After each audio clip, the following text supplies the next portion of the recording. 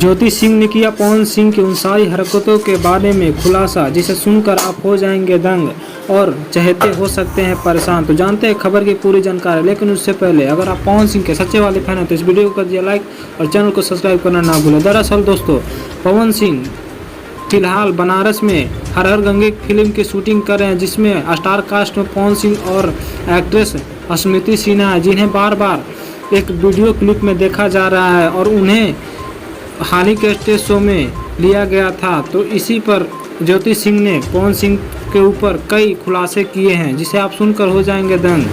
ज्योति सिंह ने कहा कि पवन सिंह जब भी मेरे से मिलने आते हैं तो वे नशे में रहते हैं धुत और वे सारी हरकतें कर जाते हैं जिसे आप सुनकर हो जाएंगे दंग। और आपको बता दूं कि मैं पवन सिंह की इन्हीं हरकतों के कारण पवन सिंह से दूर होना चाहती हूं और उनसे लेना चाहती हूं तलाक, और इस तलाक को लेने में बहुत ही साजिश हो रहा है जिससे कोर्ट का चक्कर लगाने पड़ रहा है। तो आप लोग क्या कहना चाहते हैं ज्योति सिंह और पवन सिंह की इस जोड़ी के बारे में?